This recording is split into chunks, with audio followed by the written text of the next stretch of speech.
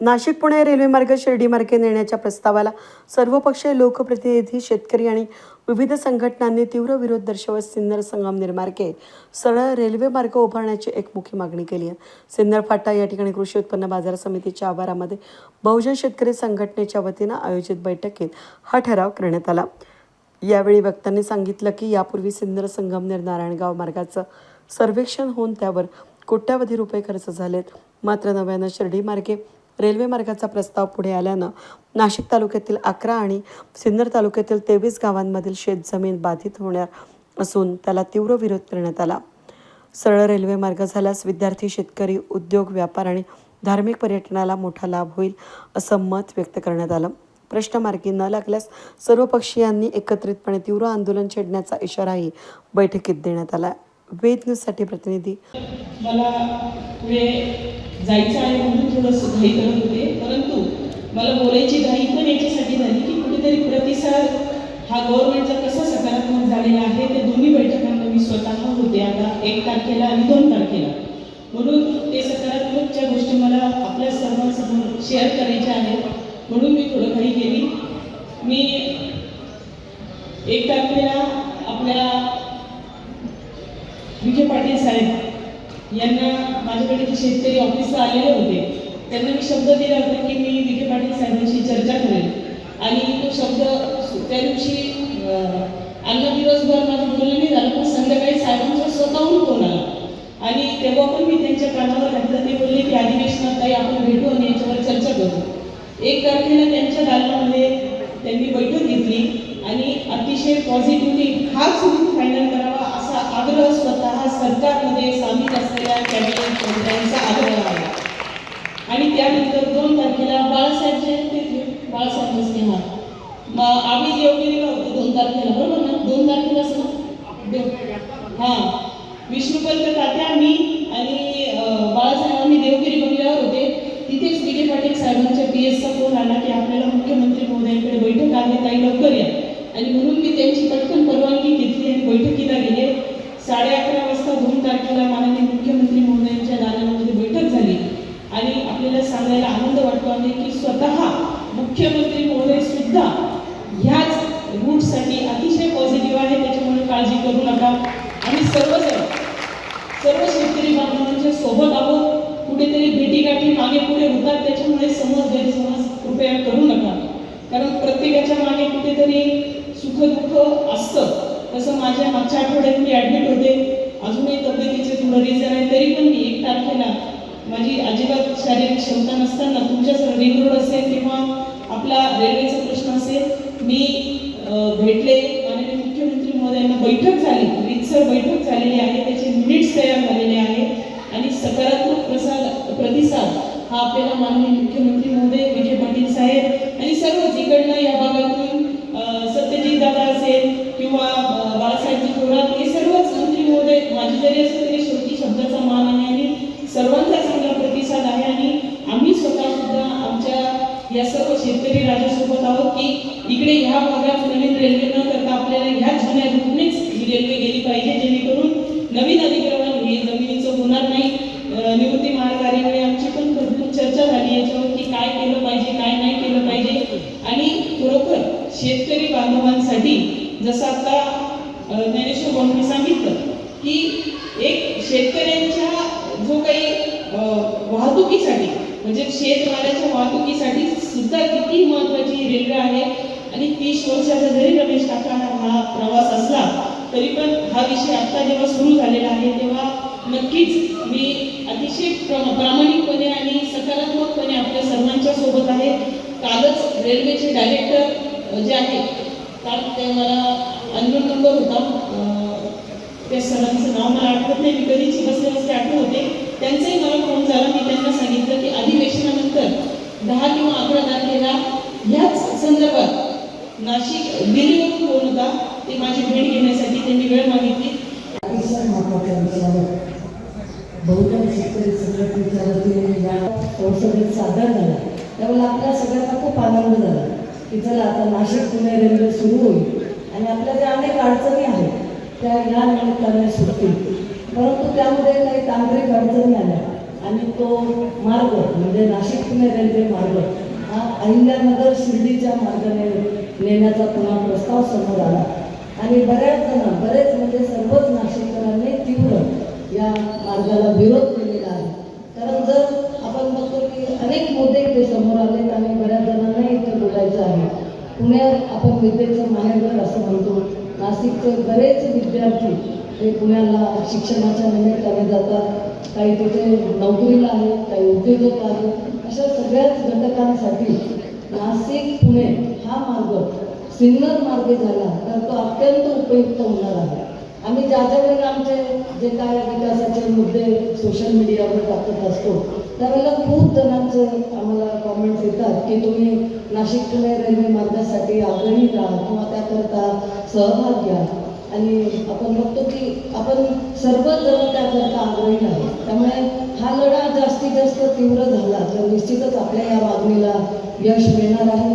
अश्विनी वैष्णव हे जे केंद्रीय रेल्वे मंत्री आहेत हे अत्यंत सुज्ञ, अत्यंत सुशिक्षित आणि सुजाण आहेत.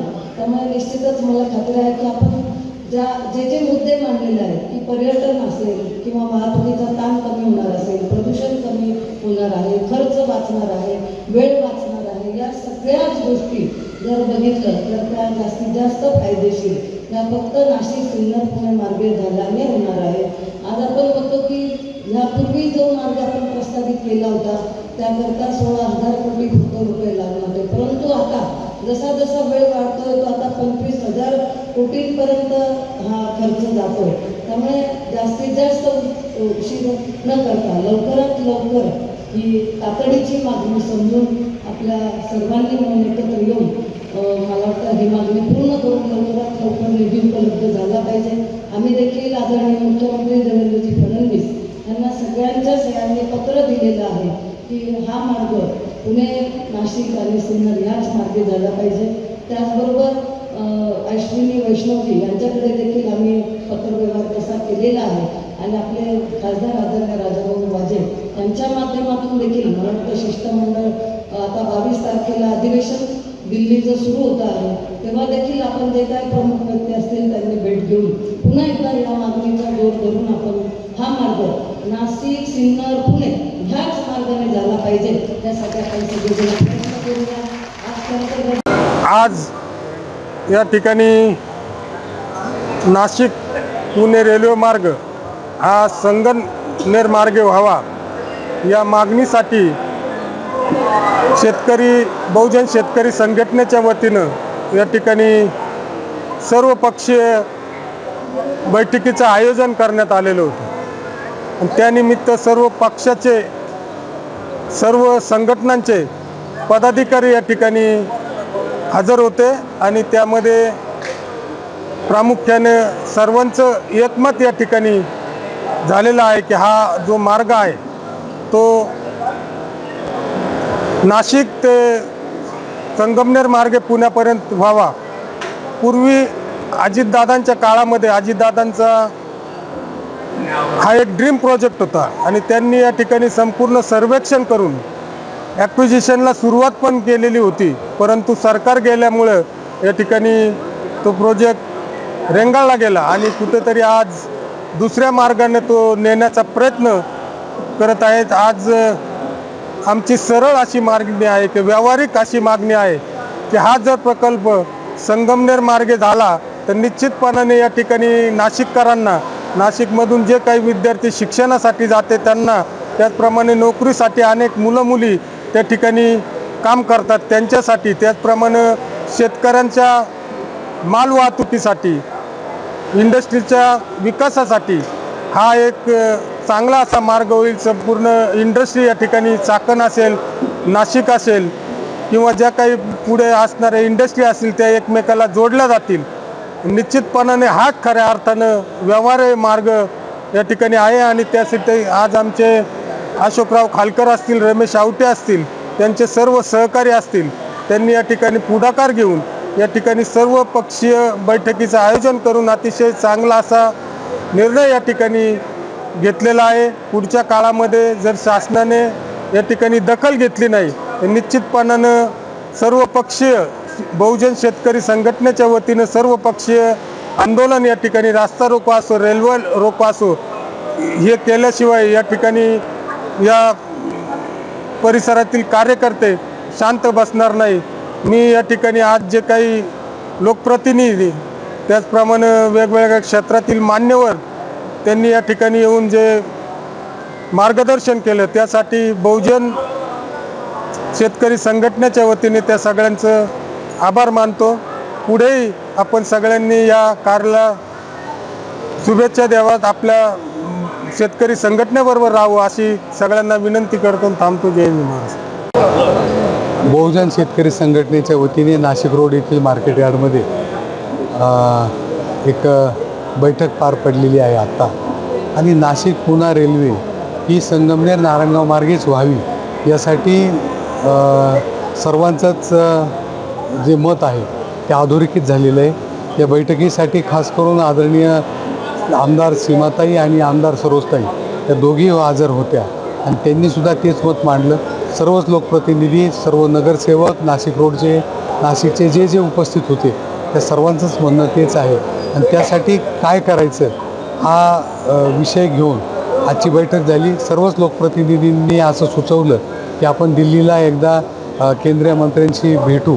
तर 20 तारखेपासून अधिवेशन सुरू होतं आहे. 20च्या वेळेनंतर मी त्यांची मंत्री महोदयांची वेळ घेऊन हे सर्वच लोकप्रतिनिधी जर दिल्लीला आले तर आपलं मत काय आणि जनमत काय आहे हे मंत्री महोदयांपर्यंत पोहोचेल. ह्या सर्व रेल्वे लाईनला 50% राज्य सरकारचा निधी आहे आणि 50% केंद्र सरकारचा निधी आहे. त्यामुळे राज्य सरकारचाही निर्णय अतिशय महत्त्वपूर्ण आहे. दोन्ही सरकारांनी मिळून लोकभावना लक्षात घेऊन निर्णय घ्यावा आणि नाशिक पुणे रेल्वे मार्ग हा नाशिकपासून सिन्नर, संगमनेर, नारायणगाव या मार्गानेच व्हावा यासाठी आम्ही सर्वजण एकत्र आहोत. गरज पडली तर आंदोलन करू अशी सर्वांची भावना आहे. आम्ही सर्वजण बरोबर आहोत. लोकप्रतिनिधी, लोकांचं जे मत आहे तेच आमचं मत आहे. आपण सर्वजण मिळून हा मार्ग असाच व्हावा यासाठी प्रयत्न करू. जय हिंद, जय महाराष्ट्र. अनिल गुंजाळ, नाशिक रोड.